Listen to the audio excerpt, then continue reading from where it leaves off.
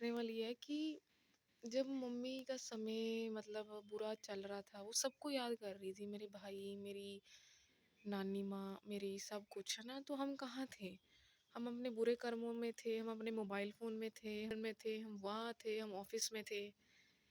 मुझे समझ ही नहीं आ रहा है, जीते जी हम इंसान को समझ ही नहीं पाएँगे, तो इससे बड़ा पाप, इससे बड़ा गिल्ट कोई नहीं है। जब हम जीते जी नहीं समझ पा रहे हैं, समझने का मतलब ये नहीं है, क्योंकि सबकी अपनी-अपनी ज़िंदगी, तब आपको अपने काम याद आते हैं। जब माँ कहती है कि मेरे पास बैठ जाओ, मेरे से 2 बातें कर लो, मेरे से ये कर लो, तब आपको अपने काम याद आते हैं। तो आपको लगता है वो बातें कहना, वो तो रोज़ का काम है। वो बातें जो कहती है, क्यों कहती है? उसके पीछे कारण क्या है? उसको समझा कभी? समझा भी होता है, ऐसी बात नहीं है। पर वक़्त कैसे कम रह जाता है, अगर मैं ध्यान लगाऊँ तो। वक़्त तब कम रह जाता है जब हम अंतिम समय में वो हालत देखते हैं कि किस हालत में इंसान गया है, बीमार होके गया है, मंजे पे पड़ के गया है।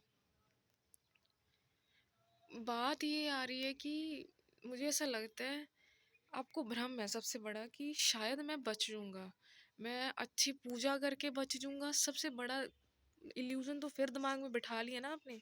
एक इंसान की डेथ हो गई है, उसकी जो डेथ हुई है, उसका अंतिम समय जो हुआ वो हमारी वज़ह से हुआ था। हम रो रहे हैं, क्यों रो रहे हैं? हमारी वज़ह से उनके उनको जो हमने तकलीफ़ दी थी, तो फिर भगवान तो फिर तुम्हारे को पता ही है, वो नहीं देख सकता ना तकलीफ़ में किसी को। समझनी पड़ेंगी ये बातें।